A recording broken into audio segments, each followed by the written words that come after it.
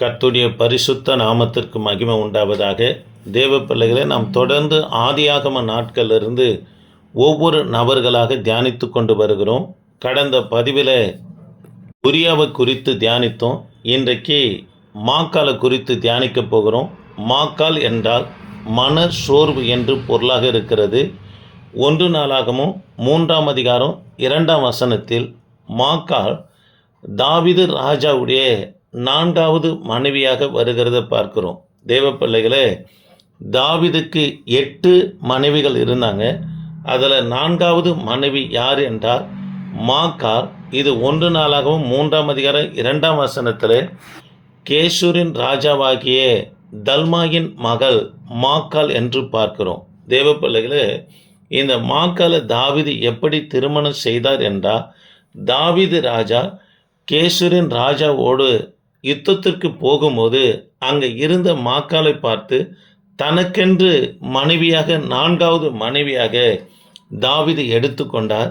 திரும்ப சொல்லுகிறேன், இந்த மாக்காலை தாவீது எப்படி திருமணம் செய்தார் என்றால், கேசூரு ராஜாவினிடத்தில் யுத்தம் நடக்கும்போது அங்கு இருந்த மாக்காலை பார்த்த தாவீது தனக்கு மனைவியாக எடுத்து கொண்டார் என்று சொல்லி பார்க்கிறோம். இந்த மாக்காலுக்கு 2 பிள்ளைகள் பிறக்கிறாங்க. மூத்தவன் அப்சலோம், இளையவள் தாமார் என்று சொல்லி பார்க்கிறோம். ஒரு குமாரனும் ஒரு குமாரத்தியும் தாவீதினிடத்தில் இந்த மாக்கால் பெற்றது 2 பிள்ளைகள் என்று பார்க்கிறோம். தேவ பிள்ளைகளே, மாக்கால் தகப்பன் தல்மாயை குறித்து நாம் ஒரு காரியம் சொல்லும்படியாக விரும்புகிறேன். கேசூரின் ராஜாவாகிய தல்மாய் என்று சொல்லி பார்க்கிறோம். தேவ பிள்ளைகளே, ஒரு சின்ன தேசத்திற்கு ராஜாவாய் இந்த தல்மாய் காணப்பட்டார்.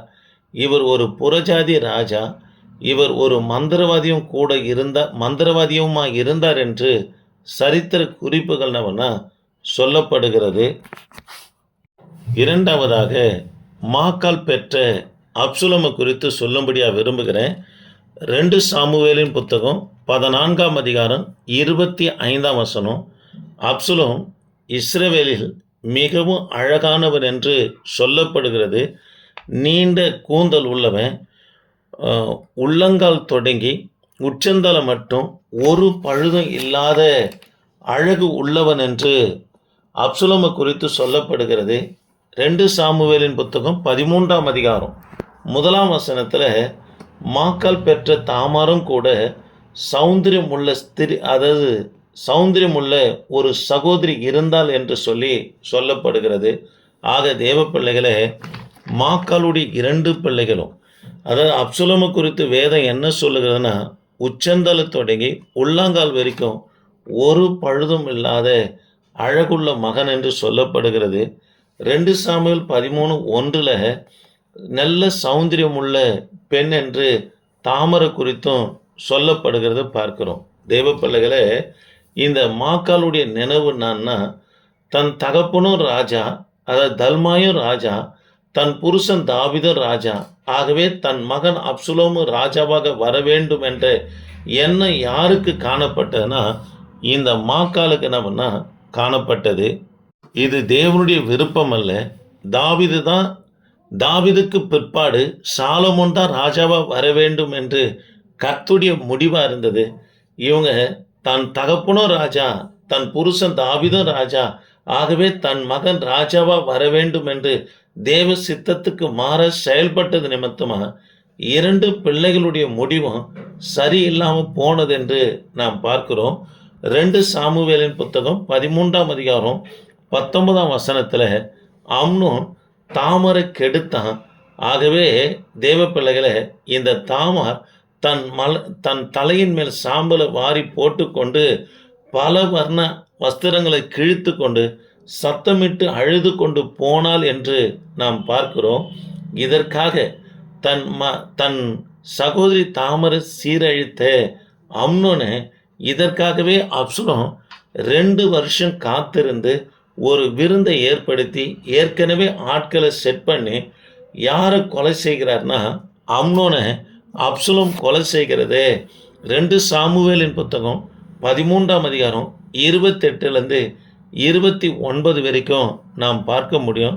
இதுக்கு பிற்பாடு அப்சலோம் தன் தாத்தா தல்மாய் இடத்துல போயிட்டு 3 வருஷம் அங்கே இருந்தார் என்று சொல்லி 2 சாமுவேலின் புத்தகம் 13ஆம் அதிகாரம் 37லிருந்து 38 வரைக்கும் வாசித்து பார்ப்போம்னா சொல்லப்படுகிறது. அங்கிருந்து இவர் யார் நிமித்தம் வருகிறார் என்று சொன்னால் யோவாப் நிமித்தம் தான் தாத்தாவுடைய வீட்டில் இருந்து தாவீதிடத்தில் புறப்பட்டு வருகிறார். தேவ பிள்ளைகளே, அப்சலோமுக்கும் ராஜ பதவி ஆசை இது இழக்க நேரிடுமோ என்று தான் தாவீதுக்கு விரோதமாய் ஒரு கூட்டத்தை எழுப்பி என் தகப்பனுக்கு பிற்பாடு நான் தான் ராஜா என்று இவர் ஒரு கூட்டத்தனவனை ஏற்படுத்தி, அது மாத்திரமல்ல தன் தாத்தா தல்மாய் இடத்துலேருந்து பணங்களை கொண்டு வந்து இஸ்ரவேல் இடத்துல குறைஞ்ச வட்டிக்கு விட்டு எல்லாருடைய இருதயத்தும் தன் பக்கம் இழுக்கிறவராக யார் காணப்பட்டார்னா அப்சலோம் காணப்பட்டார். ஆகவே தன் தகப்பன் தாவீது இருக்கிற வரைக்கும் தான் ராஜாவாய் ஆக முடியாது, அவரை கொலை செய்து தான் தான் ராஜாவாக ஆக வேண்டும் என்ற ஒரு முயற்சியில் தாவீதை இரவோடு இரவு கொல்லும்படியாக இந்த அப்சலோம் புறப்பட்டு போகிறார். தாவீது அரண்மனை விட்டு நம்மனா ஓடி போகிறத நம்மனா பார்க்குறோம். அது மாத்திரம் இல்லைங்க, தாவீது அப்சலோமால் துரத்தப்பட்ட பிற்பாடு 1.25 வருஷம், அதாவது 16 மாதம் காடுகளிலே, மக்னாயும் காடுகளிலே அப்சலோம் சுற்றி கொண்டு இருக்கிறார். அப்பொழுது தாவீதின் ஆலோசனைக்காரனாய் காணப்பட்ட இந்த அகிதோப்பலுடைய ஆலோசனையை அப்சலோம் கேட்டு 2 சாமுவேலின் புத்தகம் 16ஆம் அதிகாரம் 22லேருந்து 23 வரைக்கும் வாசித்து பார்ப்போம்னா தாவீதுடைய மறுமனை ஆட்டிய இடத்துல யார் பிரவேசித்ததுன்னா அப்சலோம் பிரவேசித்தான். காரணம் என்னன்னா, தேவ பிள்ளைகளை, தன் தகப்பனை காட்டிலும் தான் பெரியவனாக காண்பிக்க வேண்டும் என்ற ஒரு தவறு, அதாவது சித்தி முறையாய் காணப்படுகிற தாவீதுடைய மறுமனை ஆட்டிகிற இடத்துலையே இந்த அப்சலோம் நவனா பிரவேசித்தான்.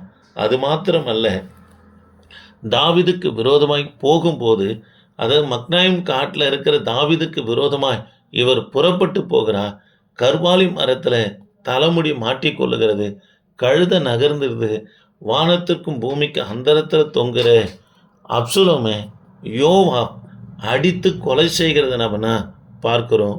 தேவ பிள்ளைகளை, இது நிமித்தமாக மாக்காள் மன அழுத்தத்திலேயே இருந்து மரணம் அடைந்தார்கள் என்று சரித்திரமும் வேதம் என்ன சொல்லப்படுகிறது.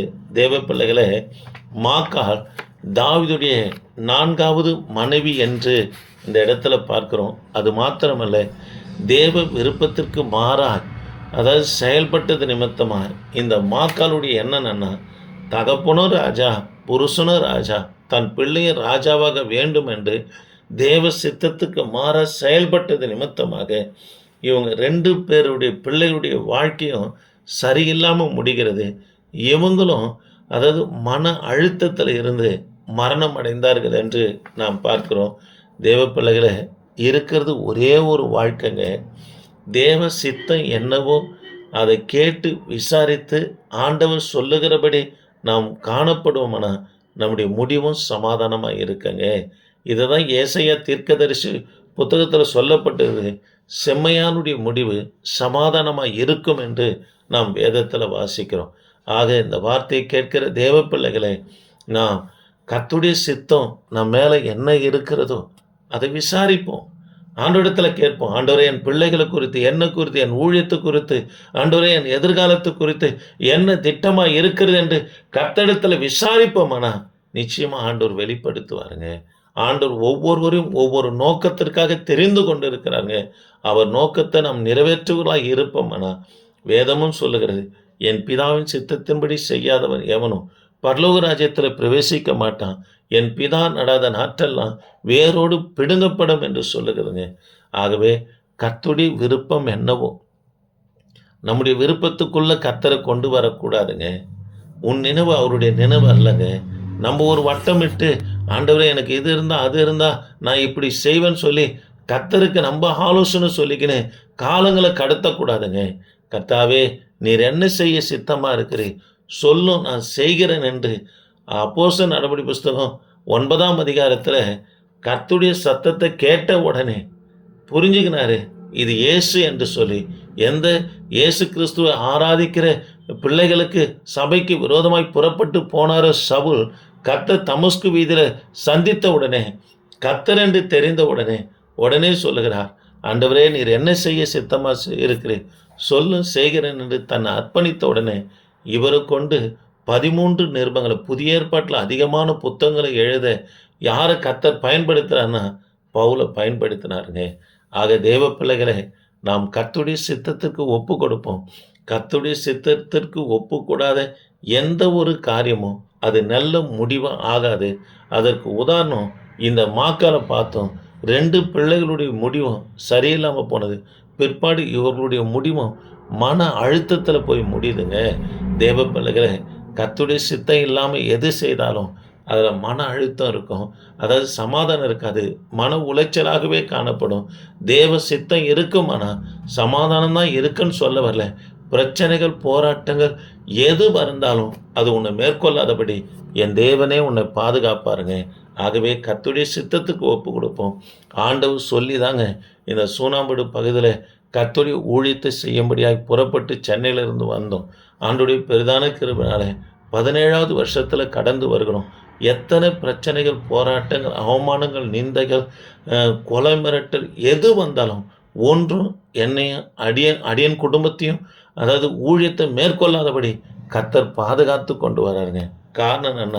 ஒன்று தேவ சித்தம், இன்னொன்று கர்த்தர் அடியன் மேலே வைத்த அதாவது இரக்கங்க. ஜெபிக்கலாம், தேவ சித்தத்தை செய்வோம். கர்த்தர் உங்களை ஆஸ்வதிப்பார். கிருபை தேவனே, நாங்கள் உம்மை துதிக்கிறோம். இந்த வார்த்தையை கேட்ட ஒவ்வொரு பிள்ளைகளுக்காக அடியன் பாரப்படுகிறேயா. கர்த்தர் நீங்கள் ஆசீர்வதிங்க. தொடர்ந்து உமது பிரசன்னம் இருக்கட்டும். தேவ சித்தத்தின்படி நடக்க உதவி செய்யுங்கப்பா. இயேசு நாமத்தில் ஜெபிக்க நல்ல பிதாவே, ஆமேன். Praise the Lord.